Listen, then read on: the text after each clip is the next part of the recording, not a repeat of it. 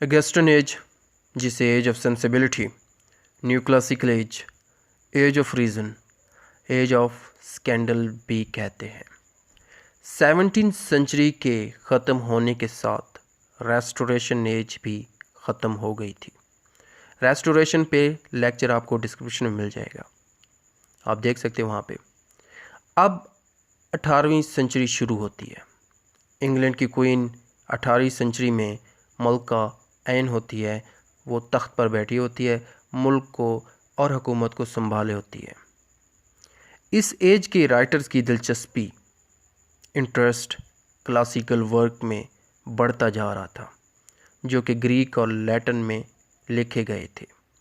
अब हुआ कुछ यूँ कि इन राइटर्स ने क्लासिकल वर्क और राइटर्स को कॉपी किया। किन राइटर्स ने? अगस्टन एज के राइटर्स ने, और इनको फॉलो किया, पैरवी की और ख़ुद की इमेजिनेशन खो दी।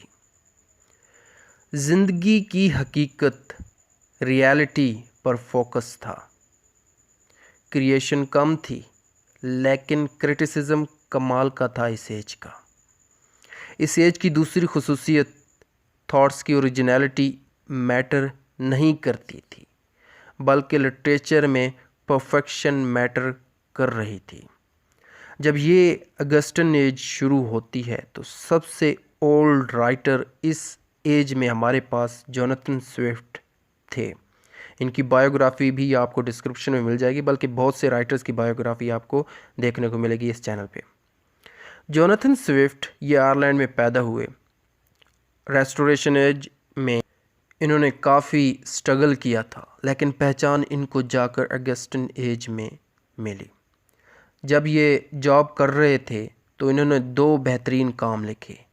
एक का नाम बैटल ऑफ द बुक्स है, जो कि ड्राइडन पर स्टायर थी, और दूसरा work a tale of a tub, जो कि ईसाइयत पर, क्रिश्चियनिटी पर स्टायर थी।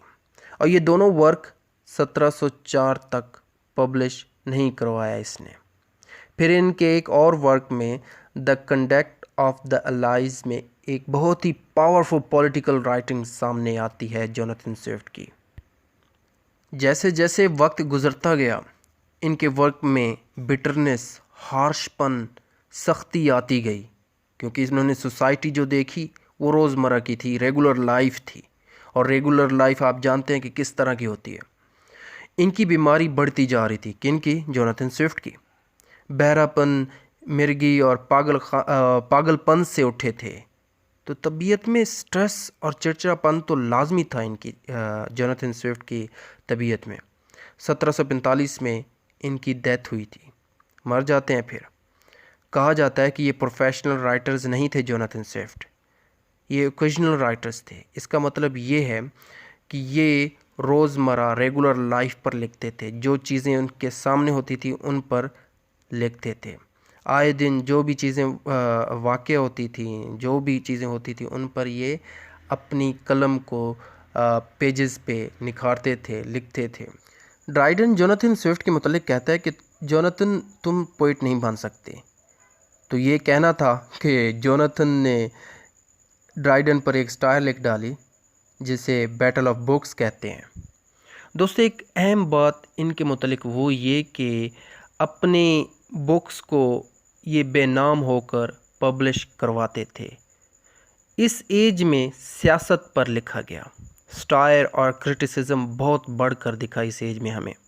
इस एज में प्रोज राइटर्स सामने आए, जो कि Jonathan Swift, Richard stove, Joseph Addison, Alexander pope. इस एज को जिन दो राइटर्स ने डोमिनेट किया, गालिब रहे अपने स्टाइल ऑफ राइटिंग से, थॉट्स से, स्टायर से, क्रिटिसिज्म से, वो पोप और जोनाथन स्विफ्ट थे। अलेक्जेंडर पोप और जोनाथन स्विफ्ट। पोप ने अपने कैरियर का आगाज़ एन एसे ऑन क्रिटिसिज्म से किया, और अगले ही साल रेप ऑफ द लॉक लिखी, जो कि सोशल स्टायर है और पॉलिटिकल स्टायर भी कहा जाता है। फिर उन्होंने epistle to Augustus King George second के लिए इन्होंने लिखा। अब यहाँ पर एक बात क्लियर करता हूँ, जो कि शायद मैं आपको क्लियर करना भूल गया हूँ, कि अगस्टन एज को अगस्त अगस्टन एज क्यों कहते हैं? देखिए, अगस्टस एक रोमन किंग था। तो जैसे कि आप जानते हैं कि किंग है अगस्टस, रोमन किंग, तो इस एज के बहुत सारे वर्क्स रोमन एज के 18वीं सदी में कॉपी किए गए, लिखे गए, उनको बाकायदा नकल किया गया। तो इसीलिए 18वीं सदी को अगस्टन एज कहते हैं। रोमन किंग के दौर में पोइट्री का स्टाइल पॉलिटिकल स्टाइल से भरा पड़ा था, और जैसे हमें इसी तरह हमें 18वीं सदी में भी दिखता है। और रोमन दौर के जो राइटर्स थे वो वर्जिल, होरेस और ओविड थे। इनके वर्क्स को अगस्टन एज के राइटर्स ने कॉपी किया था। इसी एज के राइटर्स को न्यू क्लासिकल एज भी कहा जाता है। इस एज में प्रिंटिंग मटेरियल सस्ता हो गया था। किस एज में? 18वीं सदी में, अगस्टन एज में। यानी कि जब प्रिंटिंग मटेरियल सस्ता है तो रीडर्स भी बढ़ेंगे, ऑथर्स भी बढ़ेंगे, और क्या है कि बुक्स भी सस्ती हो जाएंगी। ऐसा इसीलिए हुआ था क्योंकि 1893 में प्रेस रिस्ट्रिक्शन एक्ट आ रहा था, जिसके तहत ये कहा गया था कि प्रिंटिंग स्ट्रक्चर को अब गवर्नमेंट के कंट्रोल में नहीं रखा जाएगा। प्रिंटिंग प्रेसेस जिससे जैसे चाहें वैसे प्रिंट कर सकती हैं, मींस कि अपने पॉइंट ऑफ व्यू को वाज़ेह कर सकती हैं, उनको आज़ादी दी गई। यही वजह थी कि लिटरेचर चारों तरफ फैल गया प्रिंटिंग प्रेस की वजह से। न्यूज़पेपर छपने लगे।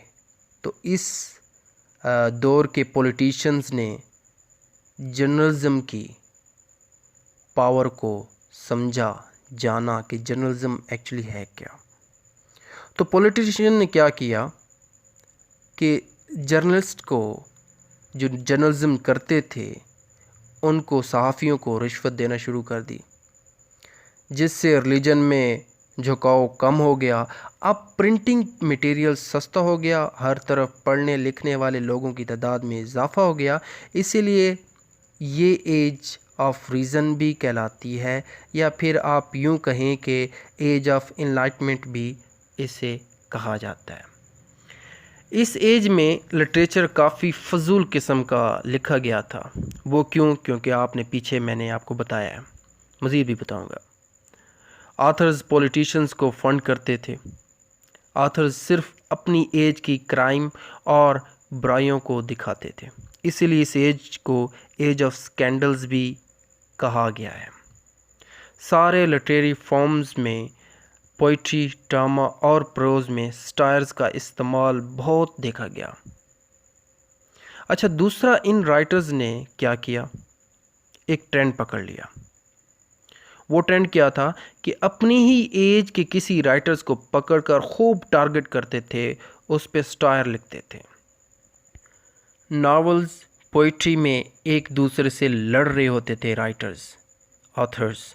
अगर किसी राइटर्स ने तनकीद की तो दूसरे राइटर्स का फ़र्ज़ बन जाता था कि मैंने तो इसको जवाब देना ही देना है।